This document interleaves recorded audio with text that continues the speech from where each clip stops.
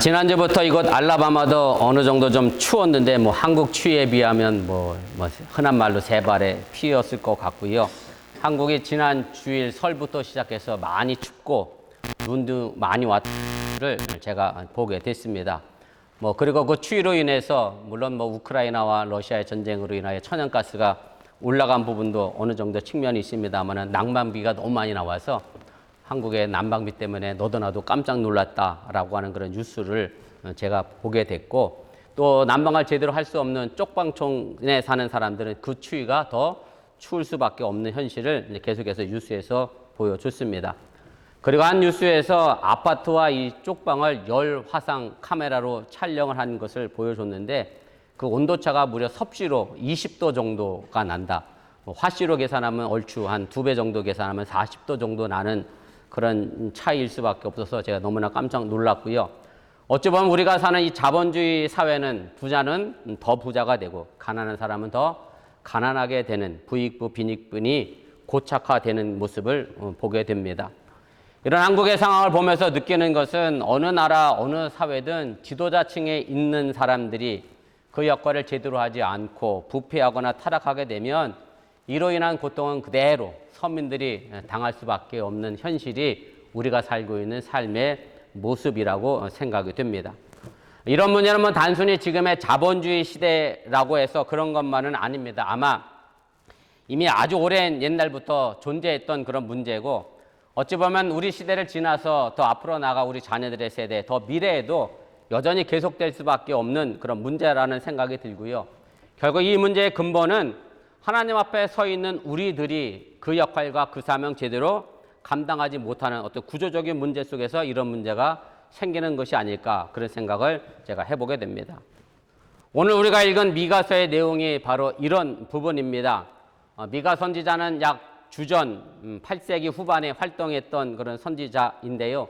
이렇게 말씀드리면 어느 시대에 활동했던 사람인지 쉽게 감이 안 오시니까 구약 성경에서 대표적인 선지자 그러면 이사야를 우리가 들 수 있을 것인데, 미가 선지자는 바로 이사야와 동시대에 활동했던 선지자이고요. 그렇기 때문에 전하는 내용도 이사야와 비슷한 부분을 우리가 찾아볼 수가 있습니다. 미가는 원래 양을 치던 목자였습니다. 농촌 출신이었고요. 그러다 보니 미가 선지자가 신랄하게 비판하고 고발하고 있는 내용은 도시에 살고 있는 부자들의 잘못과 또 종교 지도자들의 잘못에 대하여, 또 이들의 부패와 타락으로 인해서 하나님의 이스라엘을 결국 심판하게 될 것이다. 그래서 이스라엘이 멸망하게 될 것이다라는 것을 예언을 하게 됩니다. 그러나 이런 심판의 상황에서 하나님의 징계를 피하려 하지 말고 원망과 불평도 없이 회개하면 하나님이 우리에게 구원의 축복을 주실 것이고 회복시켜 주실 것이라고 하는 축복의 말씀으로 미가서는 그렇게 끝이 나게 됩니다. 마태복음 13장의 내용을 보면 여러분들이 성경 읽어보셨으면 아실 수도 있습니다만은 전부 시작이 이렇게 출발합니다. 천국은 마치 뭐뭐와 같으니. 그래서 마태복음 13장 전체적인 내용은 천국에 관련된 비유의 장이고요.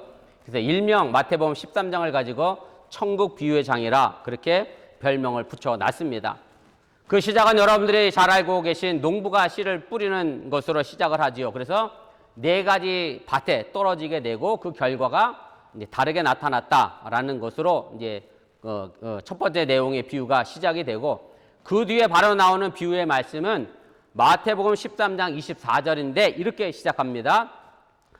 예수께서 그들 앞에 또 비유를 들어 이르시되 천국은 좋은 씨를 제 밭에 뿌린 사람과 같으니, 이렇게 시작을 합니다.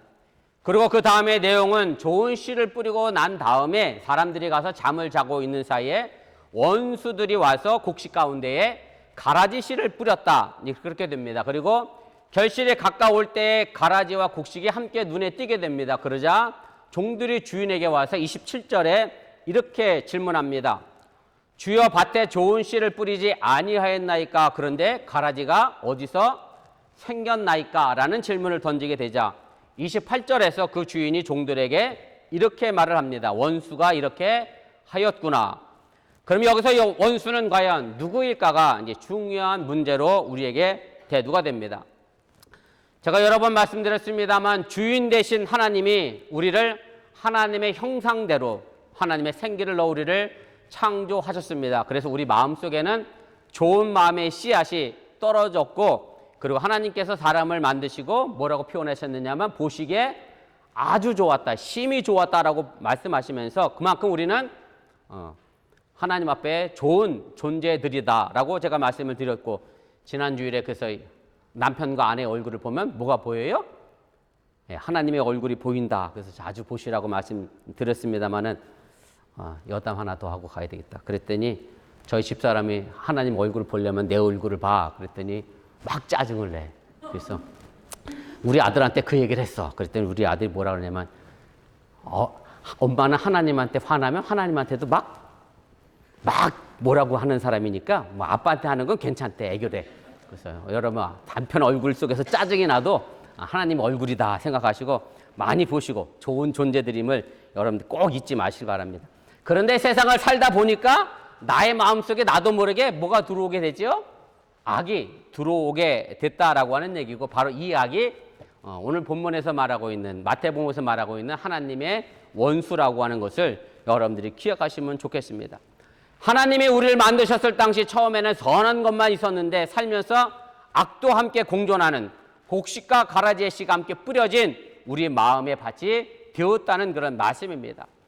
바로 이것이 우리가 가지고 있는 인간성의 현실입니다. 어느 누구도 그 사람이 목사든 성직자든 존경받는 지도자든 그 누구라 할지라도 이 악한 마음의 밭에서 벗어날 수 있는 사람은 하나도 없다는 사실입니다. 그래서 쉽게 어느 사람이 착한 사람인지 어떤 사람이 나쁜 사람인지 판단하기가 어렵습니다. 우리 안에 하나님이 뿌린 씨도 있고 원수가 뿌린 씨도 있기 때문에 그렇습니다. 그 씨만 보고 이것을 구별해내기가 어렵다라는 말씀입니다. 그럼 이것이 언제 구별되느냐 하면 그 씨들이 자라서 곡식이 되고 가라지가 되면, 다시 말씀드려 열매를 맺을 때가 되면 분명하게 그것이 구별되어지게 됩니다. 바로 이 열매가 삶이라고 하는 얘기입니다. 삶의 열매를 보면 그 씨를 알 수 있다는 말씀입니다. 그래서 오늘 우리가 읽은 본문 마태복음 7장 16절 18절에서 이렇게 말씀합니다. 우리 다시 한번 읽어보겠습니다. 그들의 열매로 그들을 알지니 가시나무에서 포도를 또는 엉겅귀에서 무화과를 따겠느냐. 이와 같이 좋은 나무마다 아름다운 열매를 맺고 못된 나무가 나쁜 열매를 맺나니 좋은 나무가 나쁜 열매를 맺을 수 없고 못된 나무가 아름다운 열매를 맺을 수 없느니라. 결국 씨에서 구별될 수는 없지만 열매를 통해서 그것이 구별된다는 말씀입니다. 오늘 그런데 이 말씀 앞에 마태복음 7장 15절의 본문은 이렇게 시작을 합니다. 우리 함께 읽어보겠습니다. 거짓 선지자들을 삼가라. 양의 옷을 입고 너에게 나오나 속에는 노략질하는 일이다. 그래서 그 거짓 선지자들은 결국 열매를 통해서 나타나게 된다라고 하는 취지로 예수님은 말씀을 하시게 됩니다. 여기서 말하고 있는 선지자라고 하는 말은 사실은 우리 문화 속에서는 쉽게 이해하기 어려운, 전달되지 않는 그런 의미의 단어이기도 합니다. 영어로 프로페시라고 되어 있습니다만은 영어 사전을 찾던 우리 시대에 여러분들 영어 사전 찾으면 이 프로페스는 제일 1순위로 무슨 단어가 나올 것 같아요? 영어 사전 빨리 찾아보시면 예언자가 1번으로 나오고 2번이 선지자 이렇게 돼 있어요. 그래서 사실은 예언자로 이제 번역이 되어지는데, 예언자로 번역해 놓으면 또 제가 이것도 여러 번 말씀드렸는데 한국 사람들은 예언자 그러면 무슨 생각이 떠오르죠? 예언. 네? 앞에 일을 내다보는 점쟁이 이렇게 생각하는데, 제가 오늘 유스한테 물었더니 미국도 여러분도 보셨는지 모르겠습니다만은 손금 보는 사람 있어요. 팜 리더라고 사인 간판으로 이렇게 영업하는 분들 계셔. 미국도 그런 분들이 계시더라고요. 근데 성경에서 말하는 구약 성경의 히브리어로 나비라고 발음하는데, 그 예언자는 앞일을 내다본다는 의미의 예언자가 아니라 하나님의 말씀을 대신 전하는 대언자라고 하는 말의 의미가 더 정확한 번역입니다. 쉽게 말씀드리면 여러분들이 은행에 돈을 맡기는 걸 가지고 예금한다 혹은 예탁한다라고 얘기했는데 그 예자가 맡길 예자고요. 그래서 예언자의 예는 바로 하나님의 말씀을 맡았다라고 하는 얘기고, 그 말씀을 내가 맡아서 하나님 대신 전하는 사람이 바로 예언자라고 하는 사실을 여러분들이 기억하시기를 바랍니다. 그런데 예수님 당시 거짓으로 하나님의 말씀을 전하는 거짓 대언자, 거짓 예언자들이 있었다라고 하는 얘기입니다. 그래서 예수님은 거짓 선지자를 삼가라고 말씀하고 계신데, 그런데 오늘 이 말씀을 전하고 있는 그 내용 바로 앞부분입니다. 제가 오늘 읽지 않았습니다만 마태복음 7장 13절 14절 말씀과 연결이 되어져 있는데, 여기에는 여러분들이 잘 알고 계신 말씀입니다. 13절에는 좁은 문으로 들어가라 그러면서, 좁은 문은 사실 힘든 문이죠. 어려운 문이죠. 그래서 사람들이 많이 찾지 않는다. 그러나 그 좁은 문은 생명의 문이기 때문에 너희들이 좁은 문으로 가라, 그렇게 말씀하시고, 그 다음 14절에서 또 이어서 말씀하시는 것이 넓은 문으로는 가지 말아라. 물론 넓은 문은 쉽고 편한 길이긴 한데 그 길은 멸망의 길이기 때문에 넓은 문으로 가지 말아라. 예수님이 그렇게 말씀을 하시게 됩니다. 일종의 넓은 문이라고 하면 믿기만 하면 된다라고 전하는 말씀일 수도 있고, 아멘만 하면 된다는 말씀일 수도 있고, 넓고 편안함, 그저 잘 먹고 잘 사는 것, 이것이 축복이라고 선포하는 말씀일 수도 있고, 그렇기 때문에 이 문을 찾는 사람들은 많고 인기가 많다는 그런 말씀입니다. 그런데 예수님은 이렇게 전하는 사람들을 두고 거짓 선지자라고 말씀하며 이들을 조심하라, 경계하라, 그렇게 말씀하고 있음을 여러분들이 깨달으시기를 바랍니다. 아마 세계적으로 명품을 좋아하는 민족 가운데 하나가 저는 한국 사람이라고, 그래서 사실은 저는 이 말씀을 준비하면서 1등은 중국이지 않을까 이런 생각을 했거든요. 근데 마침 또 오늘 아침 뉴스가 이유스가 나오대. 이유스를 아는 분은 저랑 같은 뉴스 보시는 분이야. 한국에서 세계적으로 명품 시장의 규모를 따지면 한국이 7번째야. 그렇게 크지는 않더라고요. 인구수가 적으니까 그렇겠지. 그런데 1인당 명품에게 돈을 쓰는 것이 1등인 나라가 한국이야. 깜짝 놀랐어. 그러면서 어떤 죄송합니다. 여자분이 나왔는데, 백화점에 몇 시에 문 여는지 난 모르겠는데 그 백화점 문 들어가려고 새벽 1시에 와서 줄을 서 있는 여자를 인터뷰를 했어. 깜짝 놀랐어요. 그런데 저도 한국에 살 때 집사람하고 동대문 남대문 이렇게 가잖아요. 그럼 이렇게 막 부르는 사람들이 있어. 좋은 거 있다 막 불러. 그럼 가면 전부 A급만 갖다 놓고 팔아. 뭐 파는데요? 네, 짝퉁. 저 때는 짝퉁이라 그랬어. 요즘도 짝퉁이라 그러는지 모르는데, 그래서 제가 짝퉁이 만들어진 이유가 있습니다. 이유는 간단합니다. 명품은 값이 비싸고 짝퉁은 싸고, 또 명품과 그럴듯하게 보이고, 그래서 결국 진짜가 값이 귀하고 비싸기 때문에 가짜가 만들어진다라고 한 얘기고, 다이아몬드도 값이 비싸고 귀하기 때문에 가짜 다이아몬드가 만들어지고, 쉽게 말씀드리면 길가에 널려있는 돌멩이는 절대 가짜를 만들어 비싸게 팔지는 않습니다. 물론 건축자재로 가짜로 만드는 돌은 있어도 귀한 물건을 돌멩이로 가짜로 만들어서 팔지는 않는다라고 하는 얘기입니다. 그래서 예수님의 말씀을 전하고 많은 사람들에게 하나님의 뜻을 전하는 막중하고 귀중한 역할을 감당하는 하나님의 사람이 있기 때문에 자연스럽게 뭐가 생겼느냐 하면 가짜 선지자, 가짜 성직자, 가짜 종교 지도자가 만들어지게 됐다는 그런 말씀입니다. 세상에 가짜가 많다고 절망하거나 좌절할 필요는 없습니다. 오히려 반대로 생각해보면 거짓이 있다는 것은 가치가 있고 소중하고 진실한 것이, 참된 것이 있다는 증거가 된다는 그런 말씀입니다. 이것은 우리 생활도 마찬가지입니다. 신앙생활이 너무 귀하고 소중한 것이기 때문에 가짜 신앙생활, 가짜 믿음 생활이 생겨나게 되었다는 말씀입니다. 곡식과 가라지, 참과 거짓이 함께 있는 것처럼 사실은 우리 안에 가짜 신앙생활과 가짜 믿음 생활이 함께 공존하고 있다는 것도 우리들 스스로가 자각할 필요가 있다라고 하는 얘기입니다.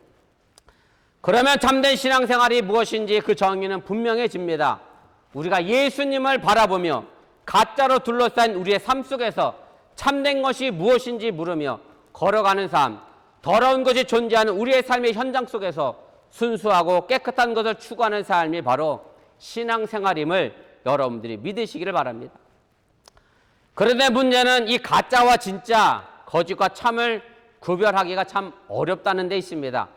가짜는 너무나 자기의 모습을 잘 숨기기 때문에 그렇습니다.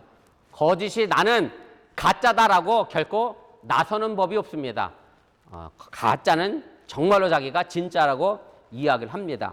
저마다 가짜가 진짜라고 소리를 높이니까 어떤 경우는 가짜가 진짜보다 더 진짜 같은 경우가 더 많기 때문에 그것을 가려내기가 더 어렵습니다. 가짜일수록 그것을 감추기 위하여 더 많은 열심을 내는 것도 사실입니다. 예수님이 거짓 선지자를 조심하라고 했는데 사실 우리도 양의 옷을 입은 이리로 신앙생활 할 때가 너무 많다는 말씀입니다. 그런데 우리는 이 사실을 잘 모르고 살아갑니다. 어찌 보면 스스로를 속이면서 신앙생활하고 있는지도 모르겠습니다. 우리 교회로 말씀드린다라고 하면 일주일에 한번 주일날 시간 맞춰 예배 드리고 식사 때 예쁘게 손 모으고 기도하고 그랬더니 나린이밖에 기도 안 하네. 뉴스 보니까. 그리고 속회도 어저께 제가 믿음 속에 잘 갔다 왔는데 속회도 잘 드리고 1년에 한번 목사님이 신방하신다니까 신방도 받고 그러면 나름대로 나도 이만하면 괜찮은 신앙인이다 라고 생각하며 산다는 얘기인데 사실 이건 여러분들만의 문제는 아니고 목사인 저도 마찬가지다라고 하는 얘기입니다. 제가 하와이에서 목회할 때 저희 교회에 나오셔서 제가 집사 직분을 드린 분이 계십니다. 성함을 말씀드려도 괜찮은 것은 여러분들이 하와이 가서 그분을 뵐 일이 없을 것 같아서 전혜적 집사님이란 분이 계신데 우리 형경이는 이 할머니를 호랑이 할머니라고 부릅니다. 왜냐하면 한국서 오래전에 오신 분이라 오빠한테 조금이라도 장난치고 오빠를 괴롭히면 누구부터 혼내요? 우리 형경이부터 혼내니까 맨날 이 할머니한테 혼났어. 그래서 호랑이 할머니인데 이분을 전도하기 위해서 저도 그렇고 주변에 있는 많은 사람들이 애를 많이 썼어요. 한국에서는 원래 이제 절에 다니던 분이라 전도하기가 여간 쉽지가 않았습니다. 그런데 많은 분들이 수고해서 결국 이분이 저희 교회에 나오셨고 제가 집사 직분까지 임명을 하게 됐는데 그래서 제가 이분에게 한번 물어본 적이 있어요. 집사님 왜 처음 저희 교회를 나오셨어요? 그랬더니 그분이 하시는 얘기가 이렇게 얘기해요. 목사님이 교회를 가면 목사님이 절대 나쁜 얘기는 안 하고 좋은 얘기만 하신대. 그래서 자기는 교회에 왜 왔느냐면 목사님의 좋은 얘기 들으러 온 거야. 설교도 아니야. 그냥 목사님이 좋은 얘기하니까 그 좋은 얘기대로 내가 살면 좋은 사람은 되겠구나. 그래서 교회 나오기 시작했다고 그렇게 말씀을 하시는 것을 제가 들었습니다. 이 말을 여러분들은 어떻게 들으셨는지 모르겠습니다만은 사실 목사는 늘 강당에서 좋은 얘기합니다. 옳은 얘기하고 정의로운 말을 하고 사랑을 하라고 하고 하나님의 나라를 전합니다. 그래서 모든 목사가 좋은 목사여야 하는데 사실은 목사도 사람이기 때문에 자신이 설교한 대로 그대로 살아내기가 여간 쉽지 않고 어렵다라고 하는 것을 말씀드리는 거고 그러다 보니 가짜 목사도 너무 많은 것이 사실이기도 합니다. 제가 항암 치료할 때 그리고 미국에 와서 이민 와서 경제적으로 물질적으로 어렵고 힘들 때 집사람에게 이렇게 말을 한 적이 있습니다. 목사가 힘들고 어려우면 뭐 하면 되겠어요? 간단해요. 목사가 교인들한테 힘들고 어려울 때 했던 설교대로 살면 되잖아. 내가 매번 그렇게 설교를 했으니까 여러분들 힘들 때 포기하세요, 절망하세요 제가 이렇게 했겠어요? 아니요. 하나님 믿고 의지하고 힘냈어요. 그래서 목사가 설교했으면 설교한 대로 살면 된다. 저도 그렇게 우리 집사람에게 얘기했습니다만은 사실 그렇게 살아내기 또한 목사도 사람이기 때문에 쉽지 않은 것이라고 하는 얘기입니다. 그래서 목사의 마음속에도 여전히 가짜의 모습이 있습니다. 저도 악의 모습이 감춰져 있어서 그렇지 저도 제 마음속에 악한 씨가 원수가 뿌린 씨가 있는 것은 분명합니다. 그래서 여러분들이 저를 위해 기도해 줘야 할 막중한 책임과 사명이 있는 것은 제가 하나님 뿌린 선한 씨, 좋은 씨를 열매를 맺어야 하는 것이지 악한 씨를 열매 맺어서 여러분들에게 악영향을 미치지 않도록 여러분들이 저를 위해 기도해야 한다는 것도 여러분들이 잊지 마시길 바랍니다. 예수님이 이 가짜와 진짜를 정확하게 우리에게 구별하는 방법을 알려주셨습니다. 열매를 보고 알 수 있다는 얘기입니다. 열매는 결국 우리의 삶입니다. 그리고 이 삶이라는 것이 본문 21절에서 말하는 것처럼 하늘에 계신 내 아버지의 뜻대로 행하는 삶, 이것이 바로 삶의 열매이고 바로 이것이 하나님 앞에서 바른 신앙의 열매를 거두어내는 것임을 여러분들이 잊지 마시기를 바랍니다. 제가 인천 소년교도소에서 군인으로 근무할 때 만났던 이단이 있습니다. 미국에도 있습니다. 여호와의 증인입니다. 사람을 죽이는 무기인 총을 잡지 않겠다 해서 군대를 거부하고 군 복무 대신 교도소에 와서 감옥 생활을 합니다. 신학교를 다니다 군대에 간 저로서는 감옥에서 여호와 증인을 만나고 나서 그 느낌은 참 대단하다. 신학생이 나도 못할 일들은 이 친구들은 하는구나. 그리고 이 친구들 면회 오잖아요. 교회가 전체가 와. 그래서 면회실, 사실 교도소 면회실 조그맣거든요. 기껏해 두세 사람들 하면 꽉 찰는데 문 열어서까지 줄을 쫙 쓸 정도로 와 있어. 그러면 면회 받는 이 감옥 안에 있는 이 군대 안 간 애들은 어떤 느낌이 들겠어? 마치 자기가 뭐 영웅이 됐냐, 뭐 순교자가 됐냐, 그런 느낌을 받게 그렇게 면을 오더라고. 제가 감옥 가면 여러분들은 그렇게 면을 올까? 이런 생각이 불현듯 듭니다만. 아무튼 열심히 하면 이 이단을 따를 방법이 없습니다. 그리고 나는 그 이단에 무엇 때문에 빠지는지도 굉장히 저도 궁금합니다. 저도 한번 가보고 싶어 정도야. 제가 최근에 본 뉴스 가운데 JMS라는 이단이 있습니다. 교주가 자기 이름 영어 이니셜 따서 JMS 만들었잖아요. 이름이 뭐예요? 정명석이라고 하는 이단이에요. 여자 성도를 성폭행하고 성추행한 혐의로 교도소를 갔다 왔는데, 그리고 갔다 와서 광화문에서 또 뭐 요즘 또 전도하대. 참 대단하신 분이야. 그런데 문제는 여전히 감옥 갔다 온 그 사람을 추정하고 따르는 사람이 있다는 게 참 도저히 이해가 되지 않습니다만은, 아무튼 열매를 보면 그 사람이 이단인지 아닌지 우리가 알 수가 있습니다. 결국 드러나는 것은 뭐냐면 가정이고 직장이고 다 접어치우고 재산 팔고 가족 팽개치고 교회 가거나 기도원에 몰려들어서 가정 파괴하고 뭐랄까요, 사회 혼란을 만들어내고 인간성을 파멸시켜내는 것이 이단이고, 그 열매를 보면 우리가 알게 된다라고 하는 얘기입니다.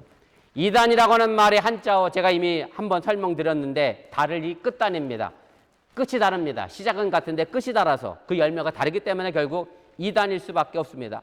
말하는 것을 보면 다 옳은 이야기를 합니다. 기도도 전도도 너무 열심히 합니다. 다른 거 믿으라는 얘기 절대 안 합니다. 오직 예수만 믿으라고 합니다. 믿어도 적당히 믿지 말라고 합니다. 그리고 여기서 극단으로 갑니다. 그래서 재산 다 바치고 온 시간 다 동원해서 교회 와서 예배드리고 기도하라고 그렇게 얘기하는데 결과는 가정 파괴로 이어진다라고 하는 얘기입니다. 제가 목회하면서 가끔 교인들에게 이런 얘기를 듣습니다. 남편은 교회를 안 다니는데 남편한테 교회를 내가 가도 되냐 이렇게 허락을 구하면 남편들이 이렇게 얘기를 해요. 뭐 여기 계신 분들은 안 계시겠지만, 교회를 가는데 너무 교회에 빠지지는 말아라. 너무 열심히는 다니지 말아라. 적당히 교회 다니고 적당히 예수 믿으면 그러면 가도 된다. 그리고 또 하나 조건은 나를 절대 끌어들이지 말아라. 그럼 내가 교회 가는 건 허락하겠다. 그래서 교회 오시는 여자분들을 제가 가끔 보게 됩니다. 이단의 이런 열심 때문에 가정이 파괴되고 인간성이 파괴되고 혼란을 일으키는 거 생각해 보면 이렇게 얘기하는 것도 결코 틀리지도 않는 것 같아요. 그죠? 맞는 것 같잖아요.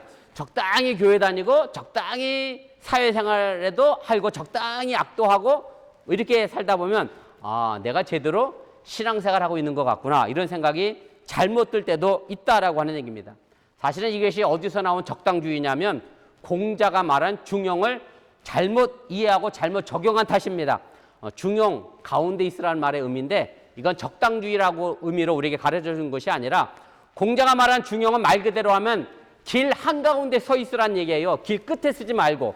그러니까 내가 어떤 삶을 걷든지 어떤 삶을 하든지 신앙생활 하든지 직장생활 하든지 가정생활 하든지 한쪽 끝에 있지 말고 한가운데 서서 정중앙에 서서 열심을 다하고 최선을 다하라고 하는 말의 의미가 중용의 덕이라고 하는 사실을 여러분들이 깨달으시길 바랍니다. 그래서 제가 보기에 우리 어본교회 성도들은 중용의 길을 잘 가는 사람들이고 신앙에도 제가 열심히 있는 성도들이다, 그렇게 생각이 됩니다. 왜냐하면 다른 큰 교회 안 가고 다른 성도들 많이 모이는 교회 안 가고 자기 건물도 없어서 남의 교회 건물 빌려 쓰는 이 교회, 다른 교회 기웃거리지 않고 여기 자리 잘 지키면서 열심을 내시는 거 보면 제가 칭찬할 수밖에 없습니다. 우리 옆 사람 칭찬합시다. 칭찬합니다. 네, 참 칭찬합니다. 여러분 참 고맙습니다. 그러나 제가 드리고 싶은 것은 이것만으로 여러분들이 신앙생활 잘한다 생각하지 마시고 우리의 열매로, 그 신앙의 모습으로 여러분들이 신앙생활 잘하는 모습을 보여줄 수 있기를 주님의 이름으로 부탁을 드립니다. 오늘 우리가 함께 읽은 미가서의 본문, 거짓으로 예배를 드리는 이스라엘 백성들을 향한 하나님의 심판의 목소리가 담겨져 있습니다. 오늘 6절과 7절 말씀인데 미가 예언자가 이스라엘 백성들의 열매 없는 신앙생활에 대하여 비판적인 질문을 이렇게 던집니다. 우리 다시 한번 읽겠습니다. 시작. 내가 무엇을 가지고 요 앞에 나아가며 높으신 하나님께 경배할까? 내가 번제물로 1년 된 송아지를 가지고 그 앞에 나아갈까? 여호와께서 천천의 수량이나 만만의 강물 같은 기름을 기뻐하실까? 내 허물을 위하여 내 맏아들을 내 영혼의 주로 말미암아 내 몸의 열매를 드릴까? 이스라엘 민족이 하나님께 어떻게 예배드리고 어떻게 제사 드리면 좋을까 고민하는 말씀의 내용인데 대단하지 않아요? 전 대단하다고 생각합니다. 여러분들이 그냥 글자만 읽어서 그럴 수도 있지 이렇게 넘어갈 수 있습니다만은 1년 된 송아지 정도는 할만해. 그 다음에 1000마리 수량은 조금 부담이 될 것 같아. 10,000리터의 강물 같은 기름? 이것도 어려울 것 같아. 근데 더 어려운 건 뭐냐면 그 다음에 나온 게 첫 맏아들, 퍼스트본을 내가 제물로 드리겠다는 거예요. 이게 일반적인 사람이 할 수 있는 얘기냐?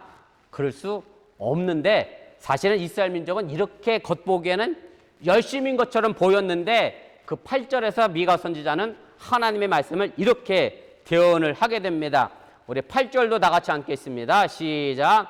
사람아 주께서 선한 것이 무엇임을 내게 보이셨나니 여호와께서 내게 구하시는 것은 오직 정의를 향하며 인자를 사랑하며 겸손하게 네 하나님과 함께 행하는 것이 아니냐. 삶의 열매, 좋은 열매를 하나님께서는 공의와 사랑과 그리고 하나님과 함께 행하는 것이다 라고 말씀합니다. 공의와 사랑은 사람과의 수평적 관계라고 하면 하나님과의 행함은 하나님과의 수직적인 관계를 말합니다. 미가 당시 사람들은 이런 열매를 맺지 못했기 때문에 하나님은 이런 말씀을 미가 선지자를 통하여 주고 계시다는 말씀입니다. 오늘 세 번째 하나님과 함께 행하는 것이라고 하는 말에서 행하다라고 하는 말은 히브리어로 할라크라고 하는 단어를 사용합니다. 그 본래 뜻은 걷는다라는 뜻입니다. 다시 말씀드리면 하나님과 함께 걸어가는 삶을 말합니다. 하나님과 함께 걸어가는 삶은 하나님과의 영적인 교통을 한다는 그런 말씀입니다. 영적 교통이라고 하는 것은 기도와 말씀 안에서 사는 것을 말합니다. 오늘 마태복음 본문 7장 21절이 말했던 것처럼 하늘에 계신 내 아버지의 뜻대로 행하는 것이 하나님과 함께 영적으로 교통하고 하나님과 함께 걸어가는 삶이라고 하는 것을 여러분들이 믿으시길 바랍니다. 오직 기도와 말씀만이 하나님의 뜻을 알기 때문에 그렇습니다. 제가 25년 가까이 목회 생활하면서 아직 제가 어번에서는 그런 분을 못 봤는데 저는 교인들로부터 가끔 이런 얘기를 들어왔습니다. 목사님, 제가 지금 사업이 어려워서 잠깐 교회를 쉬고 싶습니다. 가정이 힘들어서 제가 당분간 교회를 쉬고 싶습니다. 이런 이야기를 제가 종종 듣습니다. 그렇게 되면 제가 이렇게 이 말씀을 다시 드리면 이런 뜻이 됩니다. 내가 편안하고 내 가정이 잘 될 때, 쉽게 말하면 잘 나갈 때만 내가 교회 나가겠다는 얘기고 힘들고 어릴 때는 교회를 떠나겠다는 이제 그런 뜻인데, 그렇게 되면 말입니다. 이게 어떻게 되느냐면 그렇게 떠나가는 성도들의 모습 속에서는 내가 힘들고 어려울 때 하나님은 내게 아무 능력도 안 되고 아무 힘도 안 되는 하나님으로 인식되기 때문에 힘들고 어려울 때 교회를 떠나는 것이 아닌가, 그런 생각을 제가 가지게 됩니다. 왜 우리가 하나님을 믿는다라고 고백하냐면 그것은 결국은 잘 될 때 내가 하나님을 섬기려고 하는 게 아니라 내 삶이 힘들고 어려울 때, 고난과 어려움을 당하고 있을 때 하나님의 힘과 능력을 믿기 위하여, 얻기 위해서 내가 하나님을 믿는다라고 고백하는 것이지, 편안할 때 내가 하나님을 믿는다라고 고백하는 것은 어찌 보면 그 누구나 할 수 있는 신앙의 고백이라고 할 수 있다라고 하는 얘기입니다. 그래서 우리의 삶이 어려울 때일수록 하나님께 더욱 기도해야 합니다. 내 삶의 주인 하나님이기 때문에 하나님께 물어봐야 합니다. 하나님, 내 삶이 왜 지금 어렵습니까? 하나님, 왜 나를 지금 이렇게 어렵게 하시고 무겁게 하십니까? 그 뜻을 물어봐야 하고 하나님과 그 물음 가지고 씨름해야 하고, 그래서 더욱더 교회에 나와야 하고 하나님을 더욱더 의지해야 하는 것이 바로 우리들의 신앙의 모습이 되어져야 한다라고 하는 얘기입니다. 우리의 신앙은 기쁠 때이건 슬플 때이건 하나님과 교통해야 합니다. 여러분들도 그랬을 거 아닙니까? 부모가 자기 자식이 말 잘할 때만 이뻐 하고서 말 안 들으니까 걷어차서 버렸어요? 결코 그럴 수 없는 거와 마찬가지로 우리가 하나님 아버지를 믿는다라고 하면 기쁠 때나 어려울 때나 힘들 때나 항상 묻고 기도함으로 하나님과 함께 걸어가야 한다고 하는 사실을 여러분들이 믿으시기를 바랍니다.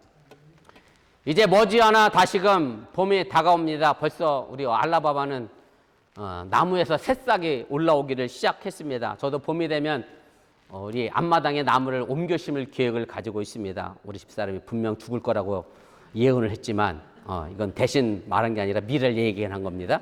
그렇지만 저는 옮겨 심을 겁니다.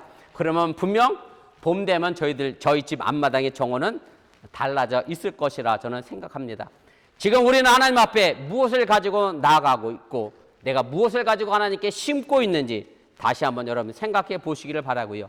기도와 말씀을 잘 심으시기를 바라고 공의와 사랑과 하나님과 함께 걷는 나무를 여러분들의 가정과 직장과 교회에 심어서 아름다운 열매를 또한 거둘 수 있기를 주님의 이름으로 축원을 드립니다.